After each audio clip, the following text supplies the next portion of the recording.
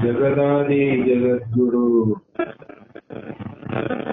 ಪರಶಿವನ ಅವತಾರಿ ಸಿದ್ಧಾರೂಢ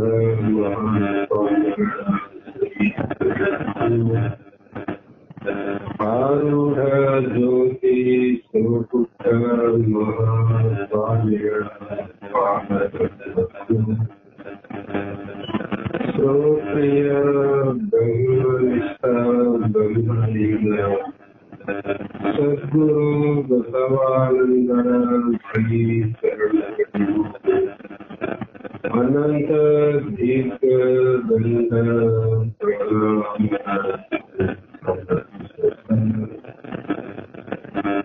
ಶ್ರೀ ಸದ್ಗುರು ಸಿದ್ಧಲಿಂಗಪ್ಪ ತಾತ ಕಪ್ಪನಲ್ಲಿ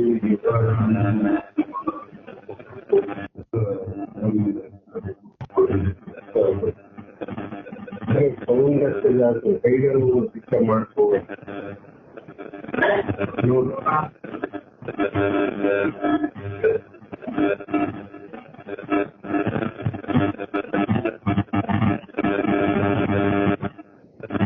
ಶ್ರಾವಣ ಮಾಸದ ಅಂಗವಾಗಿ ಕರೆಕ್ಟಾಗಿ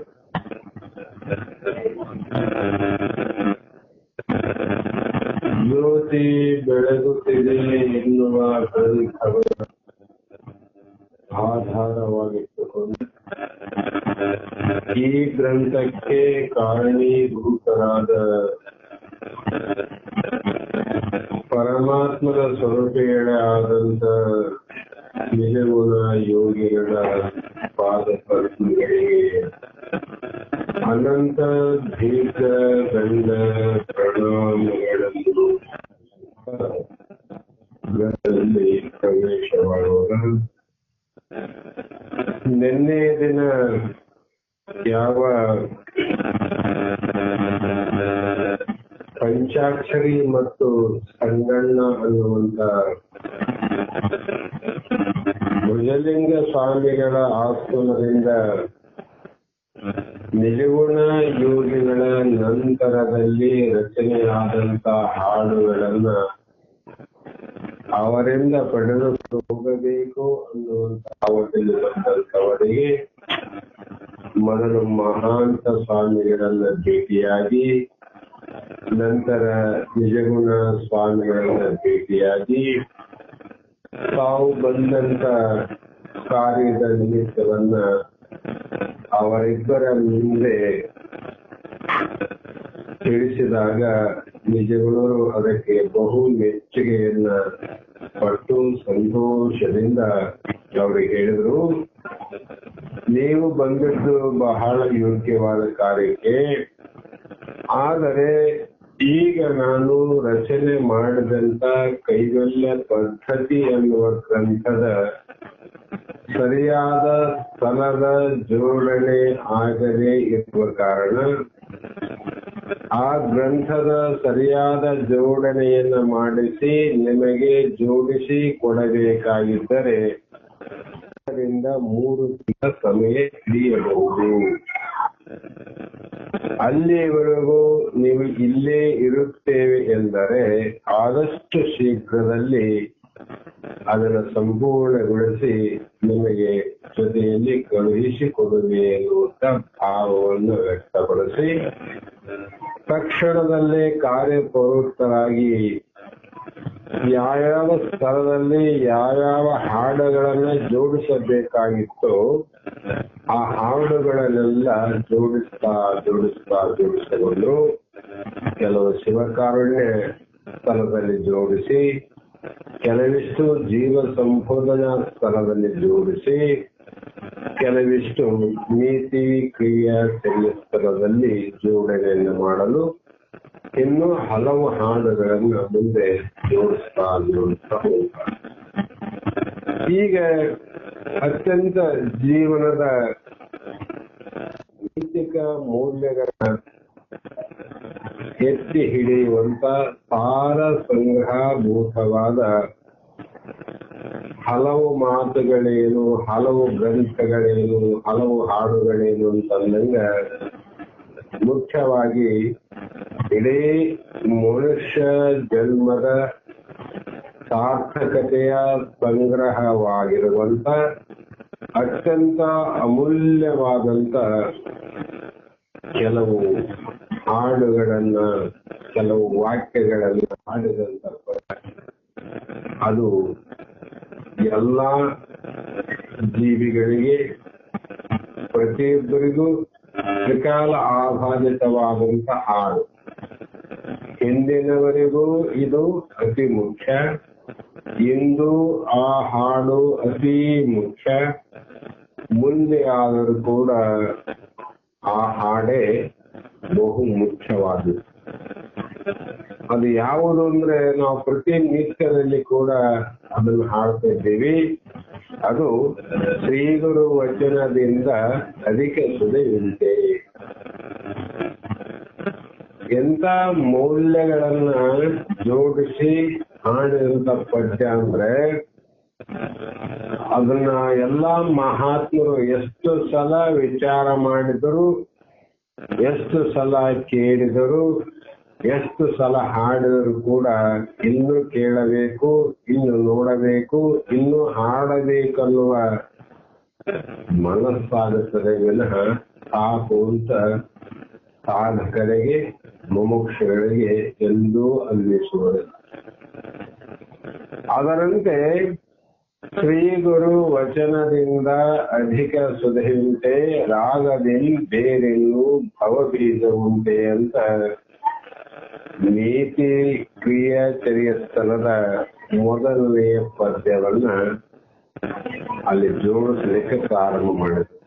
ಅದರಲ್ಲಿ ಎಂಥ ಅಮೂಲ್ಯವಾದ ಮಾತುಗಳು ಅಂದ್ರೆ, ರಾಗದಿಂದ ಬೇರೆಲ್ಲೂ ಭವಬೀಜ ಉಂಟೆ ಇಲ್ಲ, ನರಜನ್ಮದಿಂದ ಇಹೆದಳು ಮಿಗಿಲುಂಟೆ ಇಲ್ಲ, ಕರ್ಣ ವಿಜಯದಿಂದ ಕಲಿತನ ಮುಂದೆ ಇಲ್ಲ. ಯಾಕಂದ್ರೆ ಜಗತ್ತಿನಲ್ಲಿ ಒಬ್ಬ ಬಾಲಕ, ಒಬ್ಬ ಯೌವನದ ರಾಜಕುಮಾರ ಪಕ್ಕದಲ್ಲೇ ಇರುವಂತ ಎಲ್ಲಾ ರಾಜ್ಯಗಳನ್ನ ಜಯಿಸಿ ವಿಜಯಶಾಲಿಯಾಗಿ ಆ ಒಂದು ರಾಜ್ಯದಲ್ಲಿ ಎಲ್ಲರೂ ಆತನನ್ನ ಹೊಗಳ್ತಿದ್ರು. ಕಾರಣ ಏನು? ಜಯಶಾಲಿ, ಇವನು ಜಯಶಾಲಿ, ಇವನು ಜಯಶಾಲಿ ಅಂತ ಕಲ್ತಿದ್ರು. ಆದ್ರೆ ಅದೆಲ್ಲವನ್ನ ಮುಗಿಸಿ ತಾಯಿಯ ದರ್ಶನಕ್ಕಾಗಿ ಹೋಗಿ ಆಕೆಯ ಪಾದಕ್ಕೆ ನಮಸ್ಕಾರವನ್ನು ಮಾಡಿದಾಗ ಆತ ಹೋಗಿ ವಾಪಸ್ ಮರಳಿ ಬರೋರೊಳಗಾಗಿ ಆತನ ಪೂರ್ವದ ಹೆಸರು ಅನ್ನುವಂಥದ್ದು ಮಾಯವಾಗಿ ಆತನಿಗೆ ವಿಜಯಶಾಲಿ ಅಂತ ಹೆಸರು ಬಂದಿತ್ತು. ತಾಯಿ ಹೋಗಿ ನಮಸ್ಕಾರ ಮಾಡಿದಾಗ ಆ ತಾಯಿ ಮಗನ ಪೂರ್ವದ ಹೆಸರೇನಿತ್ತು ಆ ಹೆಸರನ್ನೇ ಕರೆಯುವ. ಆವಾಗ ಆಶ್ಚರ್ಯ ಆಯ್ತು ರಾಜಕುಮಾರನಿಗೆ. ಕಾರಣ ಏನಂದ್ರೆ ರಾಜಕುಮಾರರು, ಕುಮಾರಿಯರು, ಅರಮನೆಯವರು ಮತ್ತು ರಾಜ್ಯದ ಸಕಲ ಪ್ರಜೆಗಳು ಕೂಡ ನನಗೆ ವಿಜಯಶಾಲಿ ಅಂತ ಕರೀತಾರ. ಎಷ್ಟು ಅವರಿಗೆ ನನ್ನ ಸಾಮರ್ಥ್ಯ, ಶಕ್ತಿ ಅವ್ರಿಗೆ ಗೊತ್ತಾಗಿರ್ಬೋದು. ಆದರೆ ನನ್ನ ಹೆತ್ತಂತ ತಾಯಿಗೆ ಇದರ ಗಮನ ಬರಲಿಲ್ಲೇನು ಅಂತ ಅನುಮಾನ ಬಂತು. ನನ್ನ ತಾಯಿ ಕಲಿಯಲ್ಲ. ಅವಾಗ ಹೇಳಿದ ತಾಯಿ ಕರೆಯಕ್ಕಾಗಿಲ್ಲ. ಅಮ್ಮ, ಎಲ್ಲರೂ ನನಗೆ ವಿಜಯಶಾಲಿ ಅಂತ ಕರೀತಾರ, ನೀನು ಆ ಹೆಸರನ್ನ ಕರೆಯದೆ ಪೂರ್ವದ ಹೆಸರನ್ನೇ ಕರಿತಿದ್ದಿ, ಕಾರಣ ಏನು ಅಂತಂದಾಗ ಆವಾಗ ತಾಯಿ ಹೇಳು, ನೋಡು ತಮ್ಮ, ರಾಜ್ಯವನ್ನ ಗೆದೆಯಬಹುದು, ದೇಶವನ್ನ ಗೆದೆಯಬಹುದು, ಎಲ್ಲರನ್ನ ಸೋಲಿಸಿ ನೀನು ವಿಜಯಶಾಲಿ ಆಗಬಹುದು. ಆದರೆ ಎಲ್ಲವನ್ನ ಗೆದ್ದು ನಿನ್ನ ಕರಣಗಳು ಇಂದ್ರಿಯಾದಿಗಳನ್ನ ಜಯಿಸದೇ ಇದ್ದರೆ ನೀನು ಸೋತಂತೆ. ಆ ತಾಯಿ ಹೇಳಿ ಅಂದಾಗ ಯಾವುದು ಬಹಳ ಮುಖ್ಯ ಅಂದ್ರೆ ಮನುಷ್ಯ ಜನ್ಮದ ಮೌಲ್ಯವನ್ನು ಎತ್ತಿ ಹಿಡಿಯುವಂತ ಮುತ್ತಿನಂತ ಮಾತುಗಳು. ಎಂತೆಂತ ಮಾತು ವಿಚಾರ ಮಾಡ್ತಾ ಹೋಗುತ್ತೆ. ಆವಾಗ ಅವನಿಗೆ ಗೊತ್ತಾಯ್ತು, ತನಗೆ ಏರಿದಂತ ಅಹಂಕಾರವೆಂಬ ಮದ ಏನಿತ್ತು ತಕ್ಷಣ ಇಳಿದು ಹೋಗಿ ಆವಾಗ ಹೇಳ್ದ, ತಾಯಿ ನೀನು ಹೇಳುವ ಮಾತೇ ಸತ್ಯ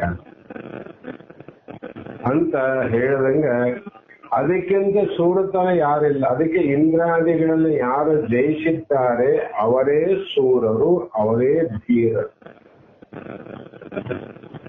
ಕಾರಣ ನಾವು ಎಲ್ಲಿಗೆ ಹೋಗ್ಬೇಕಾಗ್ಯದ ಅಂದ್ರೆ ನಮ್ಮಲ್ಲಿ ಇರುವಂತ ನಮ್ಮ ಸ್ವರೂಪದ ಜ್ಞಾನವನ್ನ ನಾವು ಮಾಡಿಕೊಳ್ಳೋದಕ್ಕೆ ನಮ್ಮ ಆತ್ಮದ ಸಮೀಪ ನಾವು ಹೋಗ್ಬೇಕಾಗಿದೆ.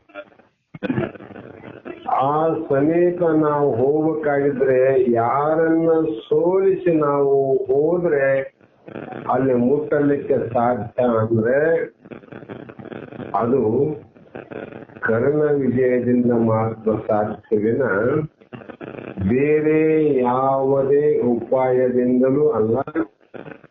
ಬೇರೆ ಯಾವುದನ್ನ ಸೋಲಿಸಲು ಕೂಡ ಬೇರೆ ಬೇರೆ ಅಸ್ತ್ರಗಳನ್ನ, ಶಸ್ತ್ರಗಳನ್ನ, ಆಯುಧಗಳನ್ನ, ಅತೇರಿಗಳನ್ನ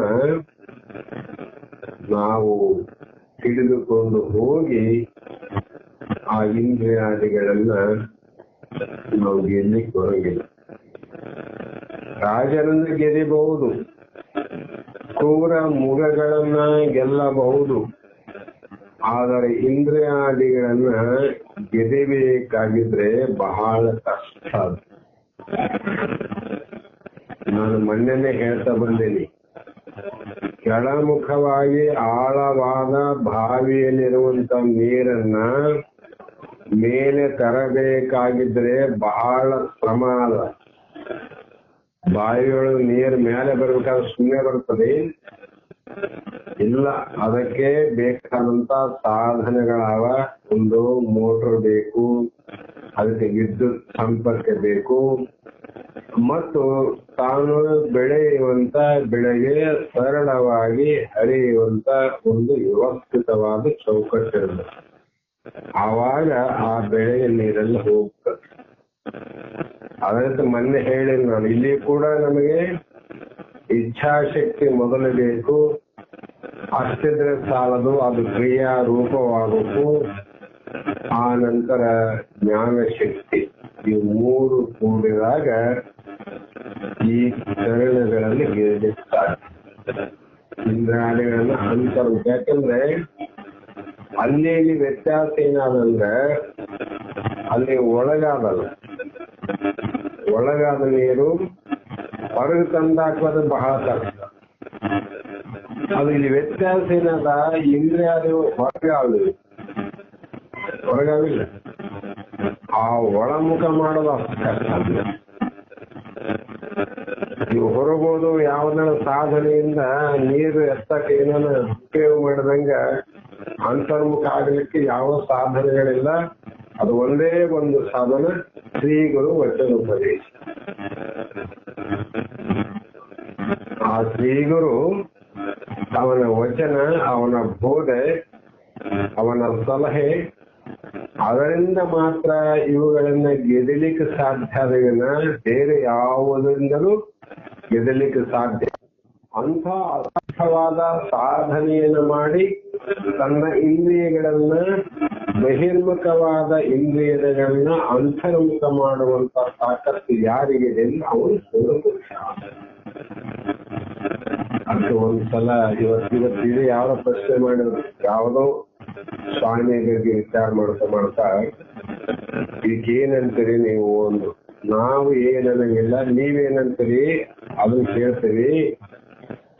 ನಾವು ನೀವು ನಿರ್ಣಯ ಮಾಡಕ ನಾವೆಲ್ಲ ಸೃಷ್ಟಿಕರ್ತ ಅಲ್ಲ, ಪರಮಾತ್ಮ ಅಲ್ಲ, ಭಗವಂತ. ನಾವು ನಿಶ್ಚಯ ಮಾಡಕ ನಾವು ಬರಂಗಿಲ್ಲ, ಯಾಕಂದ್ರೆ ಸಾಮಾನ್ಯ ಮಾತಾದ್ರೆ ಮಾಡಕ್ ಬರ್ತದ. ಇದು ಸಾಧು ಸಮಾಗಮದ ಮಾತು. ಒಬ್ಬ ಶ್ರೇಷ್ಠವಾಗಿರ್ತಕ್ಕಂಥ ಗುರು ಆಗಿರಬಹುದು, ಮಠಾಧೀಶ ಆಗಿರ್ಬೋದು, ಅಥವಾ ಸಾಮಾನ್ಯ ಮಠಾಧೀಶ ಆಗಿರ್ಬೋದು, ಸಾಮಾನ್ಯ ಮಠದವರೇ ಆಗಿರ್ಬೋದು. ಜಗತ್ತಿನಲ್ಲಿ ಯಾರೇ ಆಗಿದ್ದರೂ ಕೂಡ ಈ ನಾವು ಹೊರಗಿನ ಕಣ್ಣಿನಿಂದ ಹೊರಮುಖದ ಹೊರ ತೋರುವ ಮುಖದಿಂದ ಅಂತರಂಗದ ಭಾವನೆಯನ್ನ ಅಳತೆ ಮಾಡಲಿಕ್ಕೆ ಸಾಧ್ಯವಿಲ್ಲ. ಸಾಮಾನ್ಯ ಮಾತಲ್ಲ. ಅದಕ್ಕೆ ನಮ್ಮ ಗುರುಗಳು ಒಂದು ಮಾತು ಹೇಳ್ತಿದ್ರು ಅಂತ ಹೇಳಿದೆ ನಾನು. ಏನ್ ಹೇಳ್ರಿ ಅಂದ್ರು,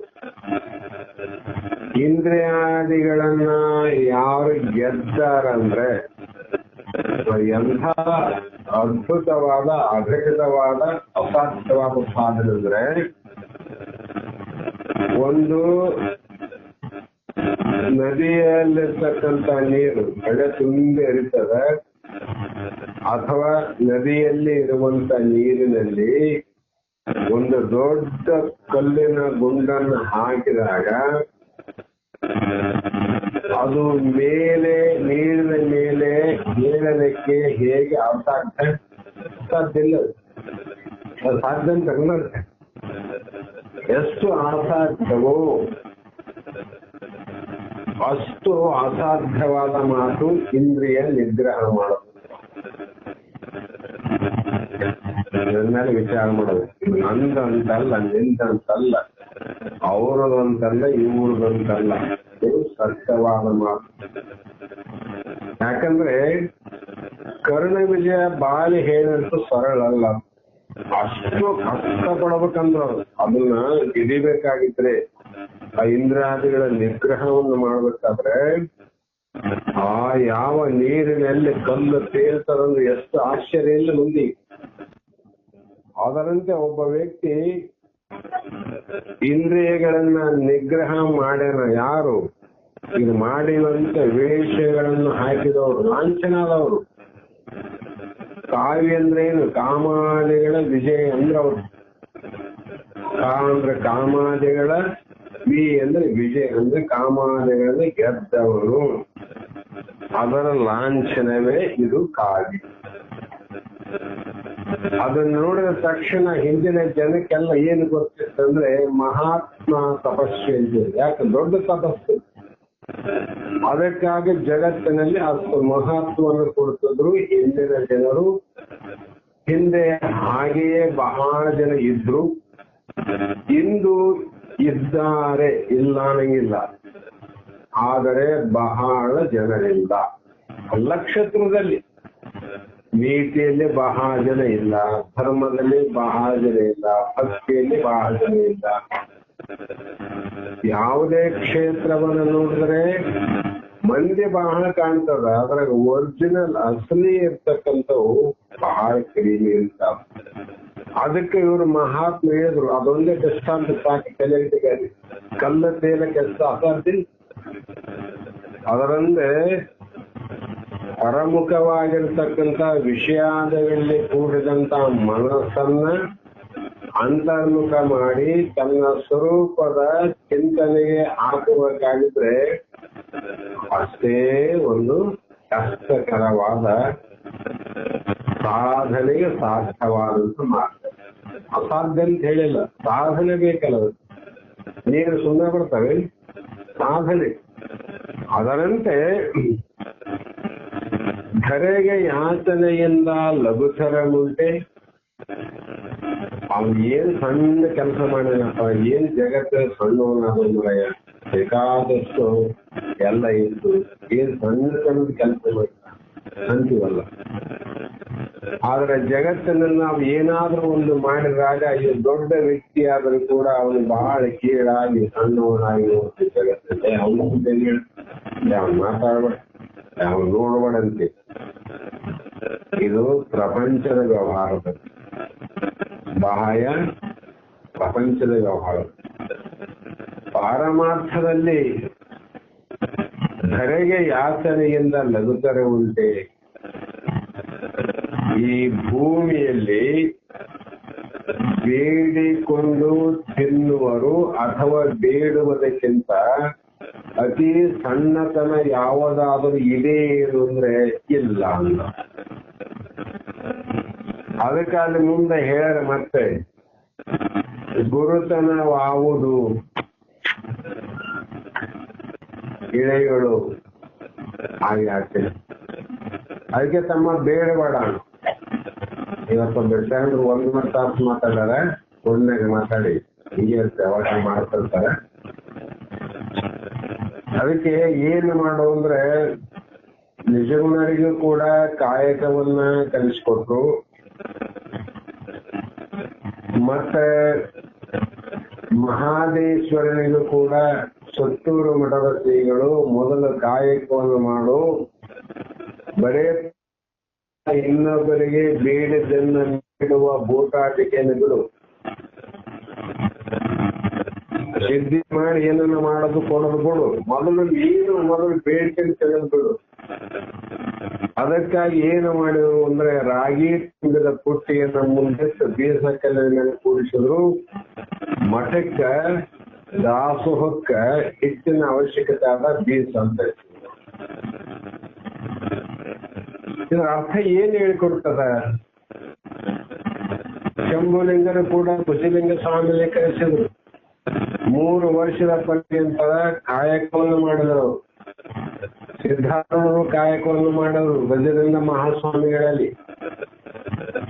ಯಾಕಂದ್ರೆ ನೀನು ಎಷ್ಟೇ ದೊಡ್ಡವನಾದರೂ ಕೂಡ ಕಾಯಕವನ್ನ ಮಾಡದೆ ಕಾಯವನ್ನ ಬೆಳೆಸುವ ಪ್ರಯತ್ನವನ್ನ ಮಾಡಿದರೆ ನಿನ್ನಂತ ಸಣ್ಣ ಬುದ್ಧಿಯುಳ್ಳವನು ಜಗತ್ತಿನ ಯಾರಿಲ್ಲ. ಅದಕ್ಕೆ ಕಾಯಕ ಮಾಡಿ ಬಂದಂತ ಆದಾಯದಲ್ಲಿ ಏನು ಮಾಡು ಅಂದ್ರೆ ನೀನು ಬದುಕು. ನಿನ್ನ ಕಾಯಕದಲ್ಲಿ ಹೆಚ್ಚಿಂದಿತ್ತಂದ್ರೆ ಇನ್ನೊಬ್ಬರಿಗೆ ನೀಡು. ದುಡಿದು ಬಂದ ಆದಾಯದಲ್ಲಂತ ಮಹಾತ್ಮ ಮನುಸ್ಮೃತಿ ಇರ್ಲಿ, ಇನ್ನೊಂದು ಸ್ಮೃತಿ ಇರ್ಲಿ, ಇನ್ನೊಂದಿರ್ಲಿ, ನೀ ಮೊದಲು ದುಡಿ, ಬಂದಂತ ಆದಾಯದಲ್ಲಿ ಭಾಗವನ್ನ ಮಾಡಿ ಅದರಲ್ಲಿ ಒಂದಿಷ್ಟು ಭಾಗವನ್ನ ಹೆಚ್ಚಾದ್ರೆ ನೀನು ನೀಡು. ಇದೊಂದು ಪ್ರಶ್ನೆ, ಅದಕ್ಕೆ ಹೇಳಿ ಇವತ್ತು ಹೆಚ್ಚಾದ್ರೆ ನೀಡ್ಬೇಕಂತ ಅಲ್ಲ, ಕಡಿಮೆ ಆದರೆ ದೊರಕಲೇನ್ ಅದರಳು ಸಂತುಷ್ಟ ಅಂತ ಹೇಳೋದು. ಕಡಿಮೆ ಬೇಡಕ್ ಹೋಗ್ಬೇಡ, ಇದು ಬಹಳ ಕಷ್ಟ ಅಲ್ಲ. ಹೇಳಿಲ್ಲ ದೊರಕಲೇನ್ ಅದರಳು ಸಂತೃಪ್ತಿ. ಇವತ್ತ ಕಡಿಮೆ ಬಿತ್ತಂದ್ರೆ ಅಷ್ಟೊಗ ತೃಪ್ತಿ ಕೊಡು. ಕಡಿಮೆ ಆಗ್ಯದಂತ ಮಂದಿನ ಬೇಡಕ್ ಹೋಗ್ಬೇಡ, ಹೆಚ್ಚಾದ್ರೆ ನೀಡು. ಅಂತದ್ದನ್ನ ಮಾಡಿದ್ರೆ ನೀ ದೊಡ್ಡವನಾಗ್ತಿದ್ದಿ. ಈ ತರನಾದ್ರೂ ಕೂಡ ಇನ್ನೂ ದೊಡ್ಡವನಾಗ್ತಿ. ಅದಕ್ಕಾಗಿ ಧರೆಗೆ ಯಾತನೆಯಿಂದ ಲಘುತರ ಮುಂದೆ ಅದಕ್ಕಿಂತ ಸಣ್ಣತನ ಯಾವುದಾದ್ರೂ ಇದೆ ಏನು ಅಂದ್ರೆ ಇಲ್ಲ ಅನ್ನುವಂಥದ್ದು ಪ್ರತಿಯೊಬ್ಬ ಮಾನವ ಜೀವನದ ನೈತಿಕದ ಮೌಲ್ಯವಾದ ರತ್ನಗಳು. ಇವು ರತ್ನ ಅಂತಾರ. ಇವುಗಳನ್ನ ಯಾರು ಗಳಿಸರ ಅವನೇ ನಿನ್ನಂತ ಶ್ರೀಮಂತರಾರಿಲ್ಲ. ನಿನ್ನಂತ ಶ್ರೀಮಂತರೇ ಯಾರಿಲ್ಲ. ಇಷ್ಟು ಬೆಲೆ ಉಳ್ಳಂತ ವಸ್ತುಗಳು ಯಾರಿಲ್ಲ. ನಾವೇನು ಈ ವಸ್ತುಗಳನ್ನ ಯಾರಿಗೆ ಬೇಕಾಗ್ಯದ ಅಂದ್ರೆ ಈ ವಸ್ತುಗಳನ್ನ ನಾವು ಗುರುನಾಥನಿಗೆ ಪರಮಾತ್ಮಗೆ ಸಮರ್ಪಿಸ್ತೀವಿ. ಇವು ಬೇಕಾಗ್ಯಾವ. ಆ ಕಾರಣ ಇಂಥ ಅಮೂಲ್ಯವಾದ ಹಾಡನ್ನ ಜೋಡಿಸಿ ಮತ್ತೆ ಪರಬ್ರಹ್ಮದ ಅರಿವಿನಿಂದ ಗುರುಜಾಣುಂಟೆ. ಪರಬ್ರಹ್ಮದ ಅರಿವು ನಮಗೆಲ್ಲ ಅರಿವಾದ, ದೇಶದ ಅರಿವಾದ, ಕೋಶದ ಅರಿವಾದ, ಅಥವಾ ಇನ್ನೂ ವಸ್ತುಗಳ ಅರಿವಾದ, ಬಟ್ಟೆ ಬರೆಗಳ ಅರಿವಾದ, ಅನ್ನ ನೀರಿನ ಅರಿವಾದ, ಹುಣ್ಣು ತಿನ್ನುವ ಅರಿವಾದ, ಕೊಡುವ ಕೊಂಬುವ ಅರಿವಾದ, ಮತ್ತು ಜಗತ್ತಿನ ಸರ್ವ ಜೀವಿಗಳ ಅರಿವು ಕೂಡ ನಿನಗೆ ಇರಬಹುದು, ಇಲ್ಲಂತಲ್ಲ. ಎಲ್ಲ ಅರಿವು, ಎಲ್ಲದರ ಜ್ಞಾನ ನಿನಗಿದ್ದು ನಿನ್ನಲ್ಲಿ ಇರುವಂತ ಪರಬ್ರಹ್ಮನ ಅರಿವು ನಿನಗಿಲ್ಲ ಅಂದ್ರೆ ನಿನ್ನಂತ ದಡ್ಡ ಯಾರು? ನಮ್ಮಂತ ದಡ್ಡರೇ ಅಲ್ಲ, ಇವ್ರಿಗೆ ದಡ್ಡ್ರಂದ್ರ ಅವ್ರ ಮಹತ್ವ. ಮತ್ತೆ ಯಾವುದರ ಅರಿವು ಇಲ್ಲದಿದ್ದರೂ ಪರವಾಗಿಲ್ಲ, ನಿನ್ನ ಸ್ವರೂಪದ ಸಾಕ್ಷಾತ್ಕಾರದ ಆಧಾರ ಪರಬ್ರಹ್ಮನ ಅರಿವು ನಿನಗಿದ್ರೆ ನಿನ್ನಂತ ಜ್ಞಾನದ ಅರಿವು. ನಾವೇಂತ ಕೇಳಿ, ಇದರ ಅರಿವಿದ್ದವರು ಅಜ್ಞಾನಗಳ ಕಣ್ಣಿಗೆ ದಡ್ಡರು. ಪರಬ್ರಹ್ಮನ ಅರಿವು ಯಾರು ತಿಳ್ಕೊಂಡ್ರ ಜಗತ್ತಿಗೆ ದಡ್ಡರು ಕಾಣ್ತಾರ. ಅವೇನ್ ಏನು ಮಾಡ್ಯಾಕ, ನಿಮ್ಮ ಅಪ್ಪ ಏನು ಮಾಡೋ, ನಿಮ್ಮ ಅಮ್ಮ ಏನು ಮಾಡೋದು, ಇಷ್ಟು ಬಂತು ಅಷ್ಟು ಬಂತು, ಇಷ್ಟು ವರ್ಷ ಆಯ್ತು, ಲೆಕ್ಕ ಮಾಡೋದು ಎಷ್ಟಾಯ್ತು, ಎಲ್ಲಿಟ್ನಪ್ಪ? ಈ ಲೆಕ್ಕವನ್ನ ಮಾಡಿ ಬುದ್ಧಿವಂತ ಜಾಣ ದಡ್ಡ ಅಂತ ನಿರ್ಣಯ ಮಾಡ್ತಕ್ಕಂತ ಪ್ರಪಂಚ ಸಂಸಾರ. ಅದರ ಮಹತ್ವರು ವಿಚಾರ ಮಾಡ್ತಕ್ಕಂಥದ್ದು ಇದರ ಸಂಪತ್ತು. ಹಾಗಾಗಿ ಇಂಥ ಮೌಲ್ಯವಾಗಿರ್ತಕ್ಕಂಥ ಅದು ಯಾರು ಧರಿಸಲಿಕ್ಕೆ ಬರ್ತದ ಅಂದ್ರೆ ಇವೆಲ್ಲ ಯಾವ ಆನೆ, ಚಿರತೆ, ಸಿಂಹ ಮತ್ತೆ ಯಾವ ಪ್ರಾಣಿಗಳು ಕೂಡ ಇವುಗಳನ್ನ ಗಳಿಸಲಿಕ್ಕೆ ಅಸಾಧ್ಯವಾದಂತ ವಸ್ತುಗಳು. ಯಾವ ಮಾನವನೊಬ್ಬರು ಬಿಟ್ರೆ ಯಾರೂ ಗಳಿಸಲಿಕ್ಕೆ ಅಸಾಧ್ಯವಾದವು ಮಾನವಷ್ಟೇ ಗಳಿಸಲಿಕ್ಕೆ ಬರ್ತದೆ. ಅವನೇ ಧಾರಣ ಮಾಡಬೇಕು, ಅವನೇ ಧರಿಸಲಿಕ್ಕಿಲ್ಲ. ಯಾರೇ ಜೀವಿಗಳಿಗೆ ಇದರ ಆಸಕ್ತಿ ಇಲ್ಲ, ಬೆಳೆಸುವುದು ಗೊತ್ತಿಲ್ಲ, ಅದರ ಧರಿಸುವುದು ಗೊತ್ತಿಲ್ಲ. ಮಾನವನಿಗೆ ಮೊದಲು ಗಳಿಸುವುದು, ನಂತರ ಧರಿಸುವುದು. ಗಳಿಸಲಾರ್ದ ಧರಿಸಿತ್ತು ಅಂದ್ರೆ ಕಳತನ ಮಾಡ್ಯಾನಂತ ಅರ್ಥ. ಅಂತೀವಿಲ್ಲ? ನಮ್ಮ ಮನೆ ಬಾಜನೆ ಅವನಪ್ಪ ತಿಂಬಕ ಕೂಡಿಲ್ಲ, ಬಂಗಾರ ಕಿರ್ತಿರಿ ಅಂದ್ರೆ ಮಗ ಏನೇ ಮಾಡಿರಲಿಲ್ಲ. ಅರ್ಥ ಏನ್ ಹೇಳ್ಕೊಡ್ಬೇಕು? ಕಳತನ ಮಾಡ್ಯಾನಂತ ಅರ್ಥ, ಕಳವು ಮಾಡ್ಯಾನಂತ ಅರ್ಥ ಅಂತಾರಿಲ್ಲ. ಅದರಂಗ ನಾವು ಕಷ್ಟಪಟ್ಟು ಗಳಿಸಲಾರ್ದ ಧರಿಸಿದೀವಿ ಅಂದ್ರೆ ಇವನೇನೋ ಕಳತನ ಮಾಡ್ಯಾನಂತ. ಅದಕ್ಕ ಇದು ಕಷ್ಟಪಡೋದಾದ್ರಿ, ಕಷ್ಟಪಡೋದಾದ. ಸಿದ್ಧಾರೂಢರು ಯಾಕೆ ಕಷ್ಟಪಟ್ರು? ಬಸವಾನಂದರು 12 ವರ್ಷದ ಪರ್ಯಂತರ ಶಾಂತಾಸೂರ್ಯ ವಾಸ ಮಾಡಿ ಗುರುಸೇವಾದಿಗಳನ್ನು ಮಾಡಿ ಕೈಯಿಂದ ಅಡಿಗೆಯನ್ನು ಮಾಡಿಕೊಂಡು ಇನ್ನೊಬ್ಬರಿಗೆ ತೊಂದರೆಯನ್ನು ಕೊಡದೆ ಒಬ್ಬ ಪುರುಷನಾಗಿ ಅಂಥ ಕಷ್ಟವನ್ನು ಪಟ್ಟು ಎಷ್ಟು ಶಾಸ್ತ್ರ ಅಧ್ಯಾಸದ ಜ್ಞಾನವನ್ನು ಪಡೆಯಬೇಕಾದ ಸುಮ್ಮನೆ ಆಯ್ತು ಅವ್ರಿಗೆ. ಕಷ್ಟಪಟ್ಟು ಗಳಿಸಿದ್ರು ಅವರು, ಕಷ್ಟಪಟ್ಟು ಗಳಿಸಿದ್ರು. ಅದಕ್ಕೆ ಅವರು ಧರಿಸಿದ್ರು ಕೂಡ ಅದಕ್ಕೆ ಶೋಭೆ. ಏನು ಬಸ್ತದ ಮರ ಬಸವಾನಂದ ಅಂದ್ರೆ ಅವ್ರು ಏನ್ ಕಡಿಮೆ ಹೇಳೋದು ಅಂತೀವಿಲ್ಲ ಈಗ. ಮತ್ತೆ ಯಾರು ಸುಮ್ಮನೆ ಇಲ್ಲ, ಏನು ಮಾಡಲಾರ್ದ, ಪ್ರಯತ್ನ ಮಾಡಲಾರ್ದ ಬರೀ ಆ ಮೌಲ್ಯ ಬಗ್ಗೆ ಮಾತಾಡಿಕೊಂಡು ಹೋಗಿ ಕೆಲಸ ಮಾಡ ಎಲ್ಲಿ ಸಾಧನೆ ಮಾಡಿದ್ನಪ್ಪ, ಯಾರಿಗೆ ಶರಣಾಗತನಪ್ಪ, ಯಾರ ಸೇವೆ ಮಾಡಿದನಪ್ಪ, ಎಷ್ಟು ವರ್ಷ ಅಭ್ಯಾಸ ಮಾಡಿ, ಏನು ಮಾಡಲ್ಲ ಅಂದ್ರೆ ಒಮ್ಮೆಲೆ ಬಂದಾಗ ಅವ್ರ ಮನೆಗೆ ಅಂದ್ರೆ ಬೆಳಕರದ ಹೆಂಗ್ ಬಂದು ಅಂತ ಕಳ್ಳ ಕಳ್ಳ ಅಂತಂದಂಗ ಇಲ್ಲಿ ಕೂಡ ಮಹಾತ್ಮರು ಹೇಳ್ತಾರ ಸುಳ್ಳ ಸುಳ್ಳ ಅಂತಾರಿಲ್ಲ. ಅದಕ್ಕಾಗಿ ಇವು ಮೌಲ್ಯಗಳನ್ನು ಪರಬೊಮ್ಮದ ಅರಿವಿನಿಂದ ಜ್ಞಾನ. ಮತ್ತೆ ಕಡು ಲೋಭದಿಂದೇ ದುರ್ಗುಣ ಅನ್ಯ ಉಂಟೆ ಎಂದು ಲೋಭದ ಬಗ್ಗೆ ಹೇಳ್ಯಾರ. ಮಸ್ತುಗಳ ಕೇಳಿರಲ್ಲ. ಲೋಭ ಇರಬೇಕು ಮನುಷ್ಯನಲ್ಲಿ, ಕಡು ಲೋಭ ಇರಬಾರ್ದಂತ. ಕಡು ಲೋಭ ಅಂದ್ರೇನು? ತಾನು ತಿನ್ನಲಿಲ್ಲ, ಪರರಿಗೂ ತಿನ್ನಲಿಕ್ಕೆ ಬಿಡಲಿಲ್ಲ. ತಾನು ತಿನ್ನಲಿಲ್ಲ ಅಥವಾ ತಿನ್ನಲಿಕ್ಕೆ ಅವಕಾಶ ಮಾಡಿಕೊಡಲಿಲ್ಲ. ತಾನು ಬಳಸಲಿಲ್ಲ, ಇನ್ನೊಬ್ಬರು ಕೂಡ ಬಳಕೆ ಮಾಡಲಿಕ್ಕೆ ಅವಕಾಶ ಕೊಡದಿದ್ರೆ ಇದು ಲೋಭ, ಕಡು ಲೋಭ. ಕಡೆ ತನ್ನಷ್ಟಕ್ಕೆ ತಾನಾದ ಬಳಸಿದ್ರೆ ಅದು ಲೋಭ ಅಷ್ಟೇ, ಕಡು ಲೋಭ ಆಗೋದಿಲ್ಲ. ಮಂದಿ ಕೊಡದಿದ್ರೆ ಪರವಾಗಿಲ್ಲ, ನೀನಾದ್ರೂ ತಿಂದು ಸಾಯಿ ಅಂತಲ್ಲ ಕೆಲವು. ನೀ ಯಾರಿಗೆ ಕೊಡೋಣಪ್ಪ, ನೀರ ತಾನು ಬೇಕಾದ ತಿಂದು ಸಾಯಿ, ಕೊಡಿ ಏನ್ ಮಾಡೋದು, ಕಡೆ ನೀರಿನ ಹಂಗಲ್ಲ ಸಾಯಿ ಅಂತ ಅರ್ಥ. ಅದೇ ಪುಣ್ಯ ಮಾಡಿದಂಗೆ ಅನ್ನೋದು. ಅದಕ್ಕೆ ಪಾಪ ದುರ್ಗುಣ ಅಂತೀವಲ್ಲ, ಅವನ್ ಏನ್ ಕೆಟ್ಟವನಂದ್ರೆ ಅವನೇನ್ ಕೆಟ್ಟವನ, ಅವನು ಕೆಟ್ಟವನು ಯಾರಿಲ್ಲ ಅಂತ ನಾವು ಹೊರಗಡೆ ಒಬ್ಬ ವ್ಯಕ್ತಿಯನ್ನು ನೋಡಿ ಅವನ ಒಂದೊಂದು ಮಾಡುವ ಕರ್ಮಗಳನ್ನು ನೋಡಿ ಇವನು ಕೆಟ್ಟವನು ದುರ್ಗುಣವುಳ್ಳವನು ಅಂತೀವಿ.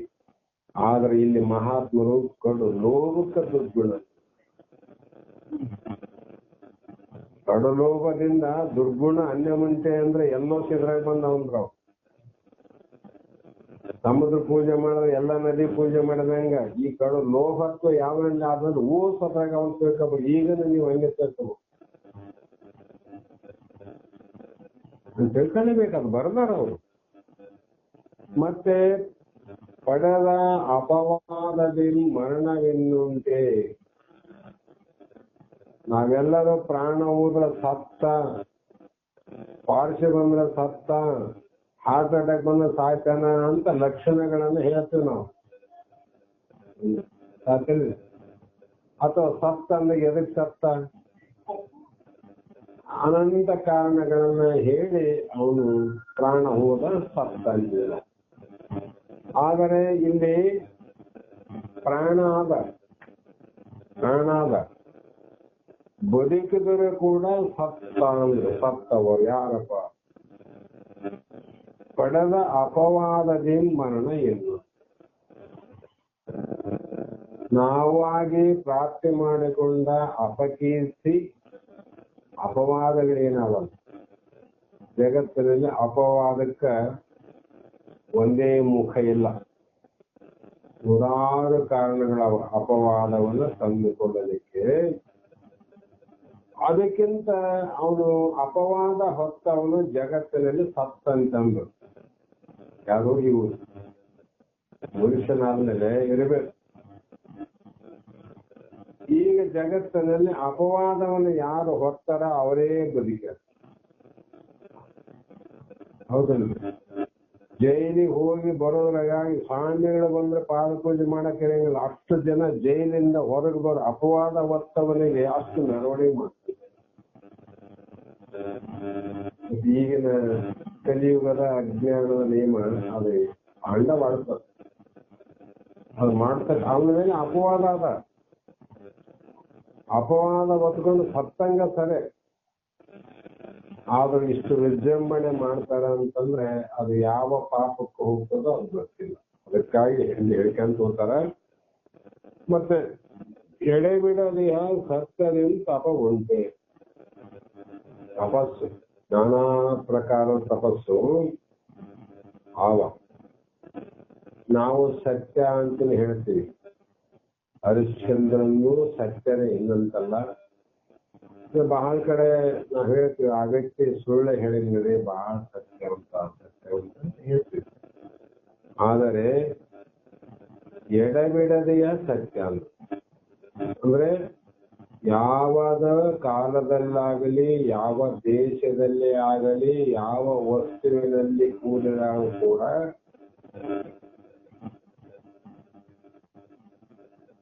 ಇರುವಂತ ಒಂದು ವಸ್ತು ಏನದ ಅಂಥ ಸಂದರ್ಭದಲ್ಲಿ ಕೂಡ ಅದರಲ್ಲಿ ಸುಳ್ಳನ್ನ ಆರೋಪ ಮಾಡದೆ ಸತ್ಯವನ್ನೇ ನೋಡಿದರೆ ಅದೇ ನೋಡುತ್ತಾ ಸಾಯಿಗಳು ಸುಳ್ಳು ಎಲ್ಲ ಬಹಳ ಪ್ರಪಂಚದ ಬಹಳ ಸತ್ಯವಂತನಾಗಿ ನ್ಯಾಯ ನೀತಿ ಎಲ್ಲ ಹೇಳಿದ್ವಿ. ಸಾಯುವ ಸಂದರ್ಭ ಬಂತಂದ್ರೆ ನಾನು ಸತ್ತೋದ್ರಿಂದ ನಾನು ಸಾಯ್ತೀನಿ, ನಾನು ಬದುಕ್ತೀನಿ ಅಂತೀರ. ಸುಳ್ಳಲ್ಲ. ಯಾವಾಗಲೂ ಇರೋದು ಮೂಲ ಕಾಲದ ಇರೋದು ಯಾವ್ದಾದ ಅದು ಸತ್ಯ ಅಲ್ಲ. ಅದರಲ್ಲಿ ಸತ್ಯ ಆಗಿದೆ, ಅದನ್ನ ಸತ್ಯ ಯಾವಾಗಲೂ ಅದು ಸುಳ್ಳಲ್ಲ, ಸತ್ಯ ಅಂತ ಯಾರು ಒಪ್ಪಿಗೆಲ್ಲದ ಅದು ದೊಡ್ಡ ತಪಸ್ಸು ಅಂದ್ರು. ಅದನ್ನ ಹೇಳಕ್ ಬರ್ತದ. ಅದನ್ನ ಬಿಟ್ಟು ಯಾವಾಗಲೂ ಸತ್ಯ ಹೇಳಂತ ಹೇಳಿ ಮತ್ತೆ ದೃಷ್ಟಾಂತ ಹೇಳ್ತದ ನಮ್ ತಾತು. ಮೊನ್ನೆ ವಾಟ್ಸಪ್ನಾಗ ಕೂಡ ಇಂತ ಹುಡುಕಿರ್ತಾರ ಒಂದೊಂದು ಸಣ್ಣ ಸಣ್ಣ. ಇಬ್ರು ಒಬ್ಬ ಬಂಗಾರ ವ್ಯಾಪಾರಿ ಹೋಗಿದ್ದ ಒಂದು ಪಟ್ಟಣದಲ್ಲಿ. ಆ ಬಂಗಾರ ವ್ಯಾಪಾರವನ್ನ ಮಾಡಿ ಒಂದಿಷ್ಟು ಬಂಗಾರವನ್ನ ಸಾಮಾನುಗಳು ಮಾಡ್ಲಿಕ್ಕೆ ಖರೀದಿ ಮಾಡಿದ್ದ. ತನ್ನ ಗುಪ್ತವಾದ ಸ್ಥಳದಲ್ಲಿ ಕಟ್ಟಿಕೊಂಡಿದ್ದ. ಅದೇ ಜಾಗಕ್ಕೆ ಅದೇ ಸಂದರ್ಭದಲ್ಲಿ ಇನ್ನೊಬ್ಬ ವ್ಯಕ್ತಿ ಅದೇ ಮಾರ್ಗದಲ್ಲಿ ಬರ್ತಿದ್ದ. ಯಾವ್ರಿಗೆ ಹೋಗ್ತೀರಂದ್ರೆ ಇಂಥ ಊರಿಗೆ ಅಂತ. ನೀವೆಲ್ಲಿ ಹೋಗ್ತೀರಂದ್ರೆ ಬಾಳ ಚಲೋ ಆಯ್ತಪ್ಪ, ನಾನು ಅದೇ ಊರಿಗೆ ಬರ್ತಾ ಇದ್ದೀನಿ, ಇಬ್ಬರು ಮಾತಾಡ್ಕ್ಯಾಂತ ಹೋಗಮು, ಕಪ್ಪಲು ಬೇರೆ ಆಗ್ಯದ ಅಂತೇಳಿ. ಆಯ್ತ್ರಿ ಬಾಳ ಚಲೋ ಆಯ್ತ, ನನ್ನ ಜೊತೆ ನೀವು ನಿಮ್ಮ ಜೊತೆ ನಾವು ಹೊರಟ ಮೇಲೆ ನಡೋ ದಾರಿಗೆ ಹೋದಾಗ ಹೊತ್ತು ಮುಳುಗ ಸಂದರ್ಭ ಬಂದಿತ್ತು. ಅಷ್ಟೊಳಗಾಗಿ ದೂರದಿಂದ ಎದುರಿಗೆ 4 ಜನ ಇಕ್ಕಟ್ಟಾದ ಜಾಗದಲ್ಲಿ ಬರ್ತಾ ಇದ್ರು. ಅವರ ಬರುವುದನ್ನು ನೋಡಿದ್ರೆ ಗೊತ್ತಾಯ್ತು ಇವರು ದರೋಡೆಕೋರರು, ಕಳ್ಳರಿರ್ಬೋದು. ಅವಾಗ ಈ ಬಂಗಾರದ ವ್ಯಾಪಾರಿ ಇವನು ಕೇಳಿದ, ಏನು ತಮ್ಮ, ಮತ್ತೆ ಅಲ್ಲಂತೂ ಕಳ್ಳರು ಬರ್ತಾರ, ನಿನ್ನಲ್ಲಿ ಏನಿದೆ ಗೊತ್ತಿಲ್ಲ, ನನ್ನಲ್ಲಿ ಆಭರಣಗಳವ, ಬಹಳ ಬೆಲೆ ಉಳ್ಳವ, ಅವ್ರ ಕೈಲಿ ಸಿಕ್ಕರೆ ನಾನು ಎಲ್ಲ ದೋಚಿಕೊಂಡು ಹೋಗ್ತಾರೆ. ಅದಕ್ಕಾಗಿ ನಾನು ಇಬ್ಬರು ಏನ್ ಮಾಡಮು, ಅಲ್ಲೊಂದು ಗಿಡ ಅದ, ಮರ ಏರಿ ಕೂಡ ನಡೆಯಲ್ಲ. ಆಯ್ತು ಬಹಳ ಚಲೋ ಆಯ್ತಂದ. ಇಬ್ಬರು ಹೋದ್ರು. ಅವನೇನ್ ಮಾಡಿದ, ಬಂಗಾರದ ವ್ಯಾಪಾರಿ ಇದ್ದಕ್ಕಿದ್ದಂಗ ಅವ್ರು ನೋಡೋದ್ರೊಳಗಾಗಿ ಆ ಗಿಡ ಏರಿ ಕುಂತ. ಆದ್ರೆ ಇವ್ ಜೊತೆಗಿದ್ದ ಇವನು ಗಿಡ ಏರ್ಬೇಕಂತಾನೆ ಗಿಡ ಹತ್ತಕ್ ಬರೋದು, ಮರ ಹತ್ತ ಅಭ್ಯಾಸ ಇಲ್ಲ. ಏರೋದು ಇಳಿದ ಮಾಡೋದು. ಅಷ್ಟರೊಳಗಾಗಿ ಅಲ್ಲಿಂದ ಬರೋರು ಇವ್ರು ನೋಡಿದ್ರು. ಅವನು ಒಬ್ಬನು ಇಲ್ಲಿದ್ದಂಗ ಅಂತೇಳಿ ಅಲ್ಲಿ ಬಂದ ಮೇಲೆ ಮತ್ತೆ ನಿಮ್ಮಲ್ಲಿ ಏನಾದ, ಎಲ್ಲಿಗೆ ಹೊಂಟಿದ್ದಿ, ನೀವ್ ಯಾರು, ಏನ್ ಇದ್ದದ್ದು ಕೊಡಂದ್ರು. ಅವಾಗ ಅವನು ಹೇಳ್ದ, ನನ್ನಲ್ಲಿ ಏನಾದ ನೋಡ್ರಿ. ಅವನು ಮೇಲೆ ಎಲ್ಲ ನೋಡಿದ್ರು, ಅದ್ರಲ್ಲಿ ಏನ್ ಕಾಣಲಿಲ್ಲ. ಕಾಣದ ಇದ್ದಾಗ ಏನು ಮಾಡಿದಂದ್ರೆ, ಅವ್ರು ಇನ್ನೇನು ಯಾವೊಬ್ಬರು ಇರಬೇಕು ಅಂತೇಳಿ ಅವ್ರು ಬಿಟ್ಟು ಸ್ವಲ್ಪ ಮುಂದಕ್ಕೆ ಹೋಗ್ತಿದ್ರು. ಆ ಮುಂದಕ್ಕೆ ಹೋಗೋರನ್ನ ಕೂಗಿ ಇವನೇನ್ ಮಾಡಿದ, ನೋಡು ನಾನು ಎಷ್ಟು ಹುಷಾರಿನಿಲ್ಲ. ಯಾವನ ಮಾತಾಡ್ತಂತ ಇಲ್ಲಿ ತಿರುಗಿ ನೋಡುದು, ಯಾವನ ಮಾತಾಡ. ಇವನು ಮತ್ತೆ ಓದಕತ್ತಿದ್ದ, ನನ್ನಲ್ಲಿ ಎಲ್ಲ ನೋಡಿ ನನ್ನಲ್ಲಿ ಇದ್ದದ್ದನ್ನು ನೋಡಕ್ ಆಗ್ಲಿಲ್ಲ ನಿನ್ ಕೈ, ಬರೀ ತೋರಿಸು ನಿನ್ ಕೈ. ಟೊಂಕದ ಕಟ್ಟಿದ್ದು ಒಂದು 10,000-15,000 ರೂಪಾಯಿ ದನ ಮಾರಕ್ ಹೋಗಿದ್ದ. ದನ ಮಾರ ರೊಕ್ಕ ಅಲ್ಲಿ ಕಟ್ಟಿಕೊಂಡಿದ್ದ. ಆ ರೊಕ್ಕ ತೋರಿಸಿದಾಗ ಬಿಡ್ತಾರ ಅವರು. ಅವ್ರ ಆಗಲ್ಲ ಬಂದ್ರು, ಎಲ್ಲ 4 ಮಂದಿ ಹರೆ ಬಿದ್ದು ಅದೆಲ್ಲ ಕಿತ್ಕೊಂಡ್ರು. ಕಿತ್ಕೊಂಡ ಮೇಲೆ ಅಷ್ಟಕ್ಕನ ಸುಮ್ಮನೆ ಪುಣ್ಯಾತ್ಮ, ಎಷ್ಟು ದುಡ್ಡು ಹೆಂಗ್ ಬಂತು ನಿಗಂತ ಕೇಳಿದ್ರು. ನನ್ನಲ್ಲಿರೋದು ಏನಾದವ ಅಲ್ಲಿ ಮೇಲೆ ಕುಂತ ಜಗ್ಗೆ ಅದಲ್ಲ ನಾವು ನನ್ನಲ್ಲೇ ಇಟ್ಟಾರ ಮೇಲೆ ಕುಂತಲ್ಲ ಅವನಲ್ಲಿ ಬಹಳ ಆದಂಗ ಅವಾಗ ನೋಡಿದ್ರು ಇವನು ಕುಂತಿದ್ನಲ್ಲ ಇಳಿ ಕೆಳಗಂದ್ರು ಕೆಳಗೆ ಹಿಡ್ದು ಏನ್ ಮಾಡಿದ್ರು ಇವನನ್ನ ಅವನ ಜೊತೆಯಲ್ಲಿರ್ತಕ್ಕಂಥವನ್ನ ದೋಚಿಕೊಂಡು ಹೋದ್ರು. ಅದಕ್ಕೆ ಎರಡು ಮಾತಾವ, ಒಂದು ಸಂಘ ದೋಷ. ಗೆಳೆತನ ಮಾಡ್ಬೇಕಾದ್ರೆ ದಾರಿ ಹಿಡಿದು ಹೋಗ್ಬೇಕಾದ್ರೆ ಅವನ ಸ್ವಭಾವವನ್ನು ತಿಳ್ಕೊಂಡು ಹೋಗು.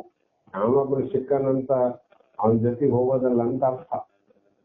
ಮೂರ್ಖನ ಸಂಘವನ್ನು ಮಾಡಬಾರ್ದು, ವಿಚಾರ ಮಾಡ ಹೋಗ್ಬೇಕಂತ ಒಂದನೇದು ಹೇಳ್ಕೊಡ್ತದದು. ಎರಡನೇದ್ದು ಎಲ್ಲಾ ಕಾಲದಲ್ಲಿ ಸತ್ಯವನ್ನು ಹೇಳಬಾರದು ಅಂತ ಇನ್ನೊಂದು ಹೇಳ್ತಾರೆ. ಎಡಬಿಡದೆ ಸತ್ಯ ಅಂತ ಹೇಳೋದು. ಹಿಂಗೆ ಹೇಳಿಕಂತ ಹೋದ್ರೆ ಅಲ್ಲಿ ನಿಜವಂತ ಹೇಳೋದಂದ್ರೆ ಯಾವುದು ಸತ್ಯ ಯಾವುದು ಮಿಥ್ಯೆ ಅಂತ ತಿಳ್ಕೊಂಡು ಆ ಸತ್ಯದಲ್ಲೇ ಸದಾ ಕಾಲ ನಿತ್ಯತ್ವ ಭಾವ ಬರದೇ ಇರ್ತಕ್ಕಂಥದ್ದು ಇದು ತಪಮುಂಜೆ ಅಂದ್ರೆ ದೊಡ್ಡ ತಪಸ್ಸು. ಈ ತಪಸ್ಸಿನಕ್ಕಿಂತ ಇನ್ನೊಂದು ಮತ್ತೊಂದು ತಪಸ್ಸೇ ಇಲ್ಲ. ಹಾಗಾಗಿ ಇನ್ನೊಂದು ಕೆಡಿಸದಿಪ್ಪ ಅಭಿಮಾನದಿಂದ ಧನ ಉಂಟೆ ಅಂತ. ಅಭಿಮಾನ ಏನದ ಚೋಡ್ನ ಮುಕ್ತಿ ರೋಕಡ. ಎಲ್ಲಿ ಅಭಿಮಾನ ಅದ ಅದ್ರ ಜೊತೆಯಲ್ಲಿ ಅಹಂಕಾರ ಇರ್ತದೆ. ಅಭಿಮಾನ ಎಲ್ಲದ ಅಹಂಕಾರ, ಅಹಂಕಾರ ಎಲ್ಲಿರ್ತದ ಅಭಿಮಾನ. ಅವು ಎರಡೂ ಒಟ್ಟಿಗೆ ಕೂಡಿದಾಗ ಒಂದು ದುಷ್ಕೃತ್ಯವನ್ನ ಒಂದು ಅಜ್ಞಾನವಾದ ಕಾರ್ಯವನ್ನ ಮಾಡ್ಲಿಕ್ಕೆ ಇವೆರಡು ಜೋಡಿಯಾಗಿರಬೇಕು. ನಮ್ಮ ಮನುಷ್ಯ ಸರಳವಾಗಿ ನಡಿಬೇಕು, ಒಂದೂರು ಹುಟ್ಟಬೇಕಾದ್ರೆ ಎರಡು ಕಾಲು ಸರಿ ಇರಬೇಕು. ಎರಡು ಕಾಲು ಸರಿ ಇದ್ದಾಗ ಬಲಗಾಲ ಎಡಗಾಲ ಬಲಗಾಲ ಎಡಗಾಲ ಜಾರಿ ಹಿಡಿದು ಹೋಗಿ ಹೆಂಗ್ ಸರಳ ಬಿಡ್ತೀವಿ. ಅದರಂಗ ಒಂದು ಗುರಿಯನ್ನು ನಾವು ಮುಟ್ಟಬೇಕಾಗಿದ್ರೆ ಇಲ್ಲಿ ಅಭಿಮಾನ ಮತ್ತು ಅಹಂಕಾರ ಇದ್ದಾಗ ಮಾತ್ರ ಅದೇನ್ ಮಾಡ್ತದ ಅಂದ್ರೆ ನಮ್ಮ ಸ್ವರೂಪವನ್ನ ಮುಟ್ಟಲಾರ್ದಂಗ್ ಮಾಡ್ತದ. ಕೆಟ್ಟ ದಾರಿಗೆ ಹೋಗ್ಲಿಕ್ಕೆ ಏಕು ಬೇಕು, ಈ ಸರಿ ದಾರಿಗೆ ಹೋಗ್ಬೇಕಾದ್ರೆ ಇವೆರಡು ಇರಬಾರ್ದು. ಭವದ ಕಡೆ ಹೋಗ್ಬೇಕಾದ್ರೆ ಇವು ಬೇಕು, ಭವದಿಂದ ಮುಕ್ತನಾಗಬೇಕಾದ್ರೆ ಇವೆರಡು ಬಿಡುದು. ನೀವೇನು ಬಿಡ್ತೀರಿ ಶಾಸ್ತ್ರಕ್ಕೆ ಹೇಳಿ ಅಂದ್ರೆ ಏನಿಲ್ಲ, ಅಭಿಮಾನ ಅಹಂಕಾರ ಎರಡು ಬಿಟ್ಟಿರಬೇಕು. ಅದು ಹೋಗ್ಬೇಕಾದ್ರೆ ಆ ಗುರಿ ಮುಟ್ಟಬೇಕಾದ್ರೆ ಇವೆರಡು ಬಿಟ್ಟಿರಬೇಕು. ಇವೆಲ್ಲ ಬಿಡಕ್ ಹೆಂಗ್ ಮಾಡ್ಬೇಕ್ರಿ? ಲೋಭದಿಂದ ಬಿಡುಗಡೆ ಆಗ್ಬೇಕು, ಅಪವಾದದಿಂದ ಮರಣವನ್ನು ಬಿಡಬೇಕು, ಸತ್ಯವನ್ನು ನುಡಿಬೇಕು, ಅಭಿಮಾನ ದೂರ ಆಗ್ಬೇಕು, ಇಂತಹ ಸಂಪತ್ತನ್ನು ಗಳಿಸ್ಬೇಕು. ಅಂದ್ರೆ ಏನ್ ಮಾಡಬೇಕು? ಶ್ರೀ ಗುರು ವಚನ. ಎಲ್ಲ ಪದ್ಯದ ಪ್ರತಿಯೊಂದು ವಾಕ್ಯಕ್ಕ ಇದಕ್ಕ ಉಪಾಯ ಏನಂದ್ರೆ ಶ್ರೀ ಗುರು ವಚನೆ ಅಂತ ಅರ್ಥ ಮಾಡ್ತಾರೆ. ಅದಕ್ಕೆ ಅವ್ರು ಪೀಠಿಕೆ ಅಲ್ಲಿ ಹೇಳ್ತಾರೆ, ಸೂತ್ರ ಶ್ರೀ ಗುರು ವಚನದಿಂದ ಅಧಿಕ ಸುಲಭತೆ.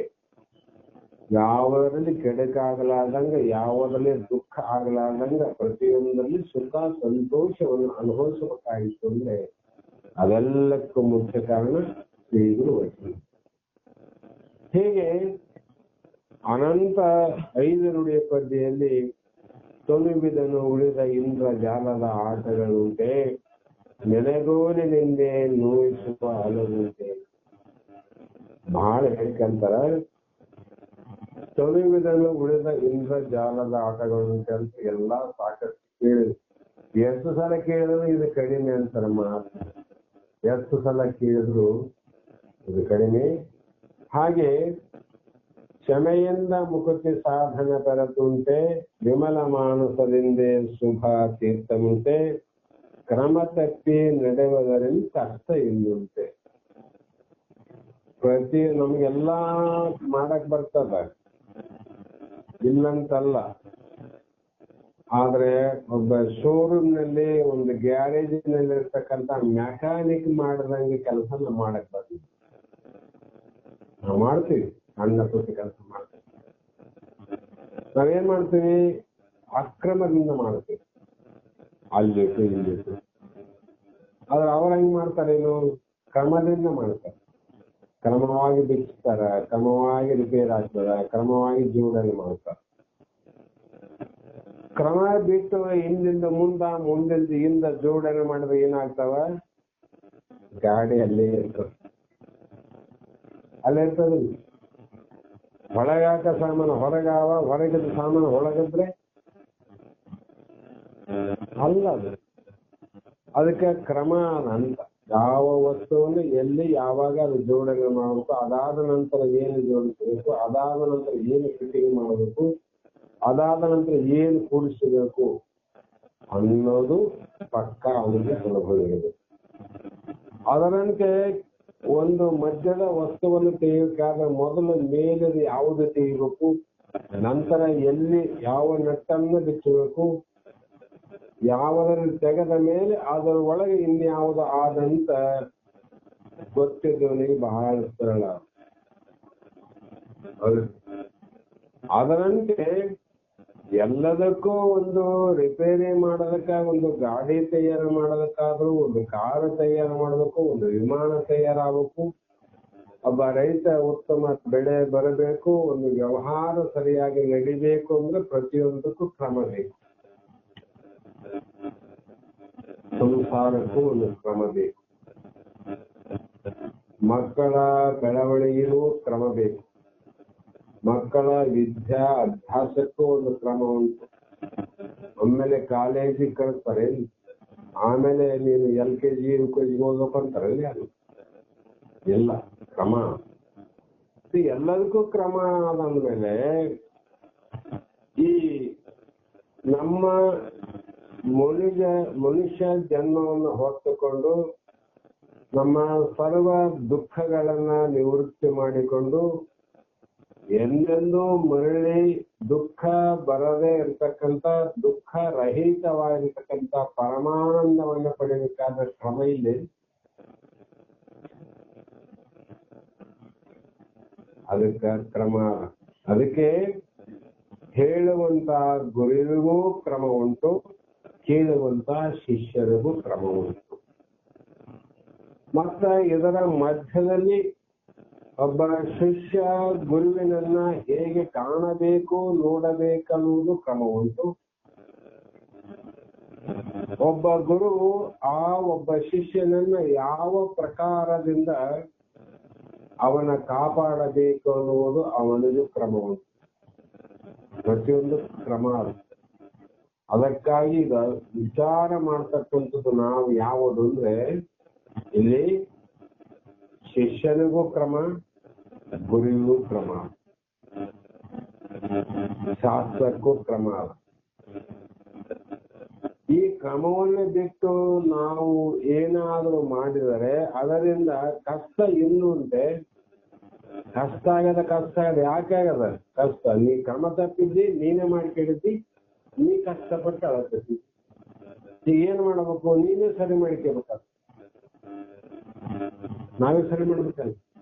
ಆ ರೀತಿ ಮೌಲ್ಯಗಳಂತರ್ಗ ಮತ್ತೆ ಮಮಕಾರದಿಂದ ನಿಕ್ಕಿನ ಬಂಧ ಉಂಟೆ, ಕರ್ಣದಿಂ ಅತಿಶಯವ ಧರ್ಮ ಉಂಟೆ, ವಿರತೆಯಿಂದ ಇತರ ಸಂಪದ ಸುಖವುಂಟೆ, ವರ ಭಕ್ತಿಯಿಂದ ಸಚ್ಚರಿತ ಮುಂದುಂಟೆ, ಗುರು ಶಂಭುಲಿಂಗರಿ ಹೊರದೈದು ಉಂಟೆ ಎಂಬ ಗೀತೆಯನ್ನ ನೀತಿ ಕ್ರಿಯಾ ಸ್ಥಳದ ಮೊದಲನೆಯ ಪದ್ಯವನ್ನಾಗಿಟ್ಟುಕೊಂಡು ಪ್ರಾರಂಭವನ್ನು ಮಾಡಿ ಅದಕ್ಕೆ ಬೇಕಾದಂತ ಅನೇಕ ಗೀತೆಗಳನ್ನ ಆ ಸ್ಥಳದಲ್ಲಿ ಸೇರಿಸಿ ಮತ್ತೆ ಮುಂದ ಅನಂತ ಹಾಡುಗಳನ್ನ ಅದರಲ್ಲಿ ಜೋಡಣೆ ಮಾಡ್ತಾ ಮತ್ತೆ ಇನ್ನೊಂದು ಹಾಡನ್ನು ಜೋಡಿಸು. ಮಾಡಲಿಲ್ಲವೇ ತಪವ ಮಾಡಲಿಲ್ಲವೇ, ಕೂಡೆ ಸುಗುಣ ದೊಡನೆ ತಿಳಿದು ನೋಡಿ ತಿಳಿದ ಕರ್ಣದಲ್ಲಿ ಮಾಡಲಿಲ್ಲವೇ ತಪವನ್ನು ಮಾಡಲಿಲ್ಲವೇ. ಅದರ ಮೊದಲೇ ಇಟ್ರು ಸುಗುಣಗಳು ಯಾವ ಅಂತ ನಮ್ಗೆ ಗೊತ್ತಿಲ್ಲದ್ರೆ ನೀವೇ ಹೇಳ್ರಿ, ಮತ್ತೆ ಎಲ್ಲಿ ಹುಡುಕಾಡೋದು?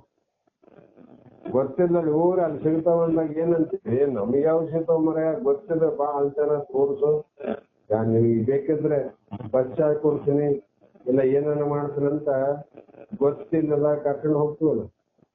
ಅದಕ್ಕೆ ಇಲ್ಲಿ ಭಕ್ತನ ಅದನ್ನು ಕೇಳಿ ನನಗೆ ಗೊತ್ತೇ ಇಲ್ಲ ಮತ್ತೆ ಸುಗುಣದೊಡನೆ ಕೂಡು ಸುಗುಣದೊಡನೆ ಕೂಡು ಸುಗುಣದೊಡನೆ ಕೂಡ್ತವೆ. ಸುಗುಣ ಅಂದ್ರೆ ಯಾವ ಅವು ಗುಣಗಳು, ಅವು ಹೇಗಿರ್ತಾವ ಅನ್ನೋದಕ್ಕೆ ಹೇಳಿದ್ರು ಅವ್ರು. ಮೊದಲು 1ನೇ ನುಡಿಯಲ್ಲಿ ಗುರು ಭಜನೆ ಸುಕರ್ಮ ವೃತ್ತಿ ಹರನ ಪೂಜೆ ಶರಣ ಸೇವೆ ಪರಮ ಶಾಸ್ತಿ ಗಂಗಳೆಂಟು ನೆರೆದು ನೆಲೆಸಿ ತನುವಿನಲ್ಲಿ ಮಾಡಲಿಲ್ಲವೇ ತಪೋ ಮಾಡಲಿ. ಮೊದಲನೇದು ಏನ್ ಹೇಳಿದ್ರು, ಗುರು ಭಜನೆ ಇಟ್ರ ಅವರು. ಆರಂಭ ಮಾಡುವನು ಗುರು ಪೂಜೆಗೆಂದು ಅಂತ ಹೇಳ್ಯಾರ ಶರಣ ವಚನದಲ್ಲಿ. ಆಗ ಮೊದಲು ಗುರು ಭಜನೆ, ಆಮೇಲೆ ಸುಕರ್ಮ ವೃತ್ತಿ, ಹರಣ ಪೂಜೆ, ಶರಣ ಸೇವೆ, ಪರಮ ಸಾತ್ವಿಕಗಳೆಂಟು ನೆರೆದು ನೆಲೆಸಿ ತನುವಿನಲ್ಲಿ. ಶರೀರದಿಂದ ಮಾಡ್ಬೇಕಾದ ತಪಸ್ಸು, ಮಾತಿನಿಂದ ತಪಸ್ಸಾದ, ಮನಸ್ಸಿನಿಂದ ತಪಸ್ಸಾದ. ತ್ರಿವಿಧ ಕರ್ಣ, ಇವು 3 ಕರ್ಣಗಳು ಸಾಧನೆಗಳು. ತಪಸ್ಸಿಗೆ ಆಗಬೇಕಾದಂತ ಸಾಧನೆಗಳವ. ಅದಕ್ಕಾಗಿ ಇವು ಶರೀರದಿಂದ ಏನ್ ಮಾಡು, ಗುರು ಭಜನೆ ಮಾಡು. ಗುರು ಭಜನೆ ಮಾಡೋಣ, ಗುರು ಕುಂತಾಗ ಏನು ಮಾಡ್ಲಾರ್ದ ಬರೇ ಭಜನೆ ಮಾಡಕ್ಕೆ ಅಂತ ಶ್ರೀ ಗುರುವೇ ಶ್ರೀಗಂತ ಕುಂದ್ರದಲ್ಲ. ಹಾಗೆ ಹರಣ ಪೂಜೆ ಶರಣ ಸೇವೆ ಇವು ಶರೀರದಿಂದ ಮಾಡಕ್ ಬರ್ತಾವ. ವಿನಯ, ಅನ್ಯಹಿತವ, ತರ್ಕ, ಅನಗ ಶಬ್ದ, ಅಚಲಿತಾರ್ಥ, ಅನಗ ಮಂತ್ರ ಆಗಮನಗಳು ಇಳಿದು ವಚನದಲ್ಲಿ ವಾಗಮನಗಳು. ಇವು ಮಾತಿನಲ್ಲಿ ವಿನಯ ಇರಲಿ, ಮಾತಿನಲ್ಲಿ ತರ್ಕ ಬಿಡು, ಮಾತಿನಲ್ಲಿ ಅನ್ಯರ ಹಿತವನ್ನ ಸಹಿಸಲಾಗುವಂತ ಮಾತುಗಳನ್ನು ಆಡಬೇಡ. ನಾವು ಬೇರೆಯವ್ರದ್ದು ಯಾರಾದ್ರೂ ಒಳ್ಳೆಯವ್ರು ಸಹಿಸಂಗಿಲ್ಲ ಅಂದ್ಬಿಡ್ತೀವಿ ನಾವು. ಅನ್ನ ಮಾಡೋದು ಬೇಡ ಅಂತೇಳಿ ಹೇಳ್ಯಾರ. ಮತ್ತೆ ಇವು ಮನುಷ್ಯನಲ್ಲಿ ಶಮೆ ವಿವೇಕ, ಆತ್ಮವಿದ್ಯೆ, ದಮೆಲಯ ವೀರಕ್ತಿ ಯೋಗ, ಅಮಳ ರೂಪ ಶಂಭುಲಿಂಗ, ಅಮರ್ದು ತೋರೆ ಸುಮಲದಲ್ಲಿ ಅಂತ ಈ ಪದ್ಯವನ್ನು ನೀತಿಯಲ್ಲಿ ಸೇರಿಸಿ ಷಡಕ್ಷರಿಗಳೊಡನೆ ಒಮ್ಮೆ ಶರಣರ ಸತಿಪತಿ ಭಾವದ ಭಕ್ತಿಯ ಸ್ವರೂಪವನ್ನು ಕುರಿತು ಚರ್ಚಿಸಿದ್ದರು. ಆ ವಿಚಾರ ಮಥನದ ಸಲುವಾಗಿ ಈ ಗೀತೆಯನ್ನ ಹೊರಹಾಕಿದೆ. ಏನು? ಶರಣ ಸತಿಯ ಮದುವೆಯ ಸಂಭ್ರಮವನ್ನ ನೋಡಿರಮ್ಮ, ಪರಮಾನಂದ ಪಡೆಯೋ ನಿಧಿಯೊಳಗೆ ಓಲಾಡಿರಮ್ಮ. ಶರಣ ಸತಿಯ ಮದುವೆಯ ಸಂಭ್ರಮವನ್ನ ನೋಡಿರಮ್ಮ ಅಂತ ಅಲ್ಲಿ ಉಪದೇಶದ ವ್ಯವಸ್ಥೆ ಹೇಳ್ತದ. ಆಮೇಲೆ ಶರಣರ ಮದುವೆಯ ಸಂಭ್ರಮ ಬಗ್ಗೆ ಅದು ಹೇಳಿಕೆ ಅಂತ ಬರ್ತಾರ. ಈ ರೀತಿಯಾಗಿ ಅನೇಕ ಪದ್ಯಗಳನ್ನ ಹೇಳ್ತಾ ಶರಣ ಸತಿ ಅಂದ್ರೇನು, ಅಲ್ಲಿ